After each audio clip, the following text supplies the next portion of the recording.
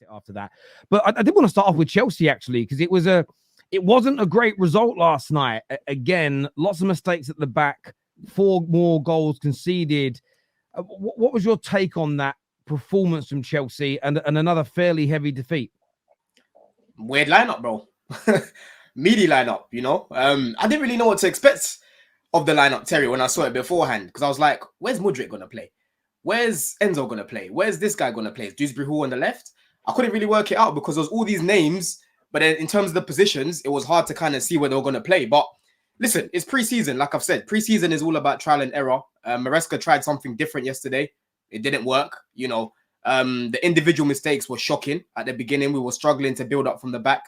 Tosin had a poor, very, very bad game yesterday, but he had to come off. He was so poor.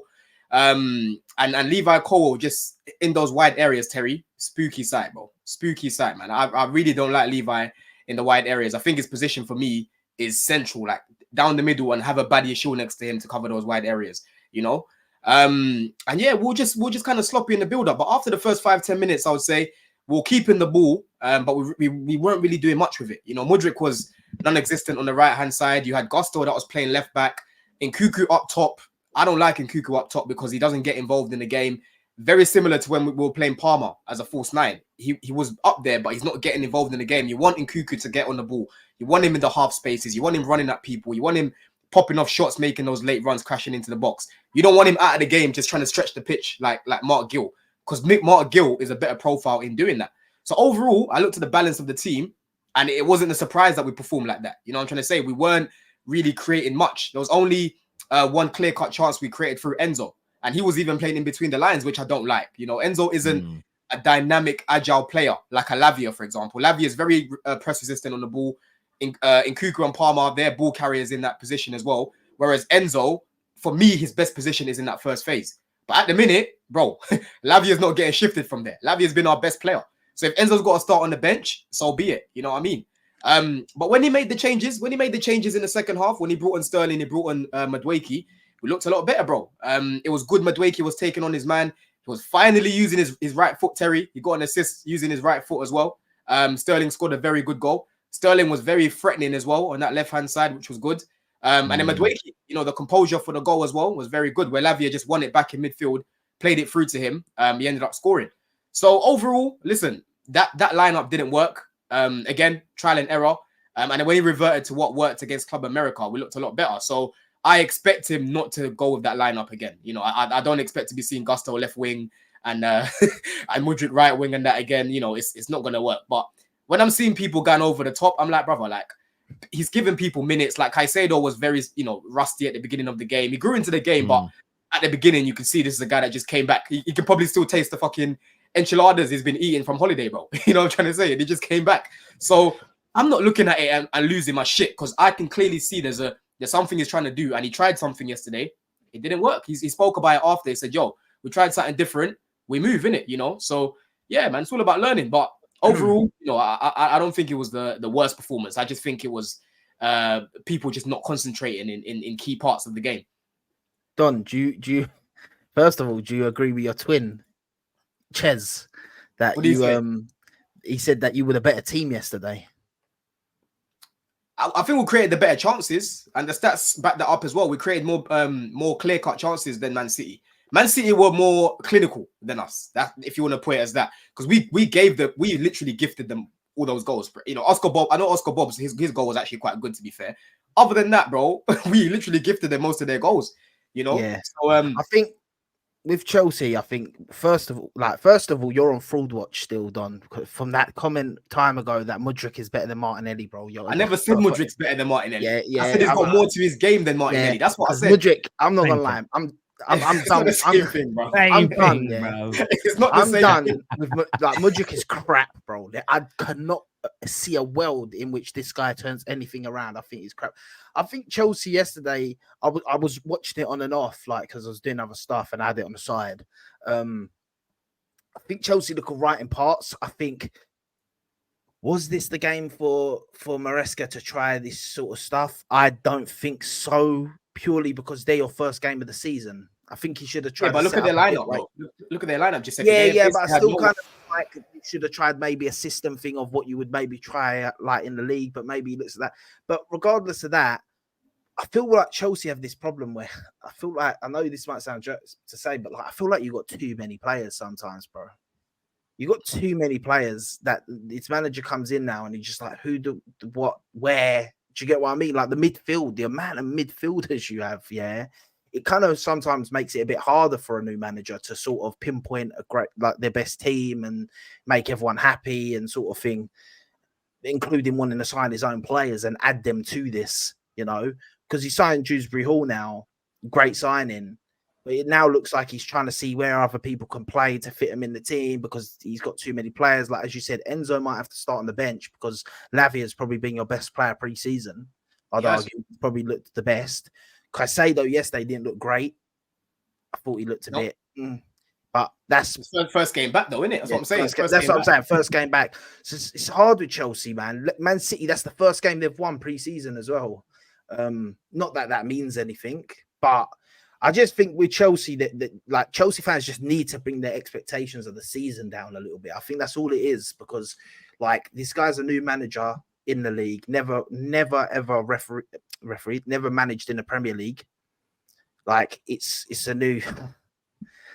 The thing is, Giuseppe, I hear what you're saying, but for me, the main thing is with one thing that I've realized about with Maresca is quite proactive. Because even yesterday, yeah, Levi Colwill was struggling with the wide areas. He recognized that straight away and he brought Badiashile on, took off Tosin, who was stinking out of the place, and played Levi more centrally. And you could see straight away he's a lot more comfortable. You know, when he's looking at the game, he's looking at the pitch, he could just ping in those passes. You know, he's very good on the ball in terms of just the passes, innit? But when he goes into tackles one-on-one, bro, I don't know what it is about him, yeah? It's like he doesn't like to touch them. Doesn't want to get a little bit of sweat on him or something. You know what I'm trying to say? Like, it's weird, bro. You know, Oscar Bob was just doing him up on that side.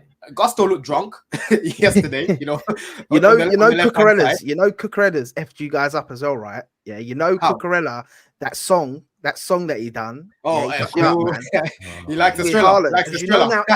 Every time now that you play Man City, Haaland's gonna want to bang goals against you. Oh yeah, of course. You don't need to give a guy like that. Sometimes this is what players don't get. I feel like sometimes I know it's only a bit of banter and all that, but when there's a guy that good and stuff, the one thing you don't want to do is provoke that player to want to score. What's that song got to do with Haaland? Am I missing something? In that song that he sung, the Spanish song he sung when he won the Euros, he actually sings in the song. There's the bit where he's like Haaland's trembling. Yeah, Haaland's trembling. It's a bit of like it's just like. They're just talking in just it's banter. It's banter, of course. It is. But do you remember when Aubameyang did the whole like "I'm back"? It's not. It's just personal. As soon as he did that, I was like, he's gonna drop a stinker in the North London derby, isn't he? Like you sometimes put a target on your back. I don't know why I don't know why he listed Haaland. You mentioned Colwill a little bit earlier on today. When you were talking, Don, I saw this tweet and I thought of you and I was like, I'm going to shout to Don on the show today and see what he's saying. This guy here says, I'm going to say it because no one else will. Levi Colwill is overrated. I don't know why people think he is a guaranteed starter. He gets skinned every game. He is lackadaisical on the ball and he's not physically imposing in duels. He struggles in wide areas. He needs a lot of work. Yeah, bro, listen, he's spitting a lot of facts, man. He's spitting a lot of facts because there is a lot of people in the fan base who talk about him as if he hasn't got any weaknesses. They forget that he's still young. You know, I spoke about him a lot last year, mainly speaking about Poch playing him at left back. You know, and when he played at centre back, if you remember the game against Man City away, him and Disasi, bro, they played at centre back and they were very good. Remember the first game when he played Carabao Cup against Brighton at centre back, he played very well there. But at the same time, bro, he has got his weaknesses. One-on-one, like I said, I'm not really comfortable with him there.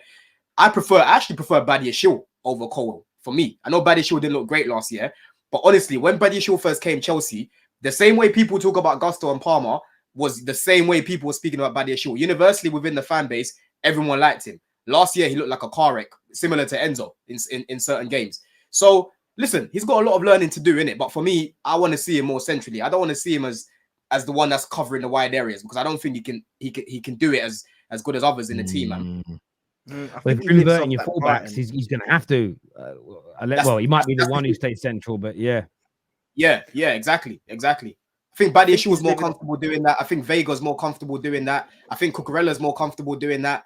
Levi in the wide areas, bro. Like I said, he doesn't like to get aggressive. He's very, what's the word? He's very heavy. He's quite heavy-footed at times, Terry. You know, it takes him about 3 seconds to turn his body. You know, if you've got a nippy winger on that side, like a Neto, for example, he's just going past him, bruv. You know what I'm saying? He's honestly just going to go past him.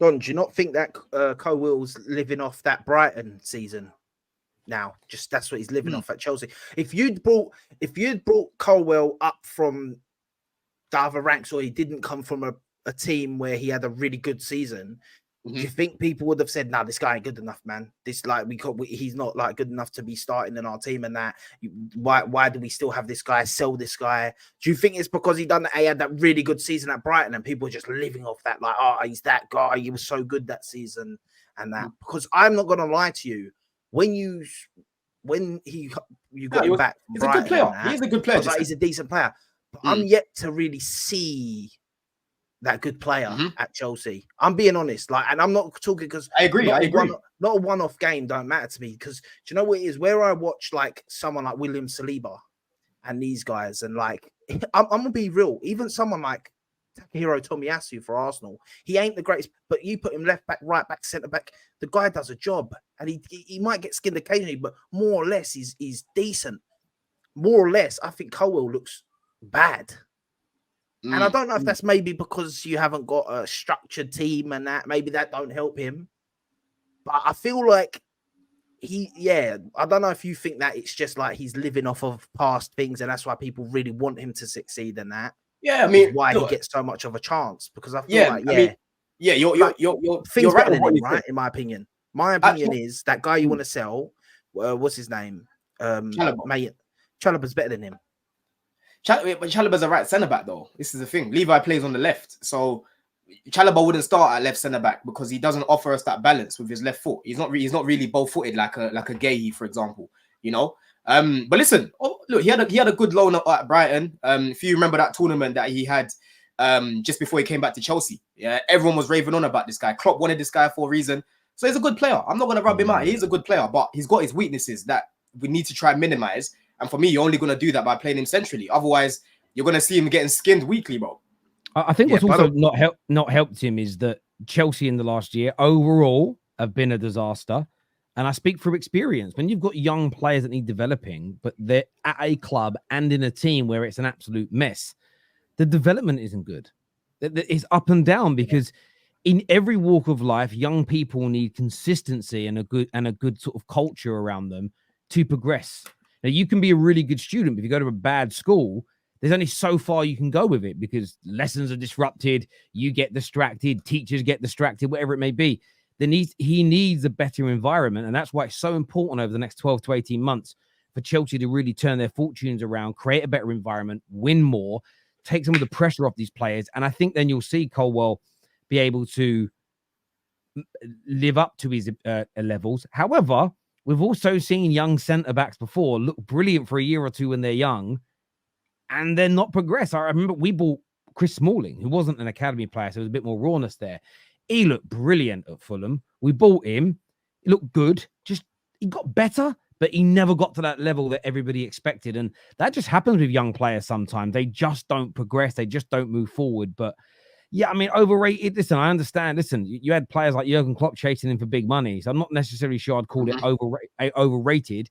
I just don't think he has progressed. I just don't think he's progressed. Yeah, he's stagnated a bit. He's stagnated a bit. That's what it is. And again, Tell, you say that about Klopp, but I learned yesterday from Tom Little that apparently Klopp's really bad at identifying talent.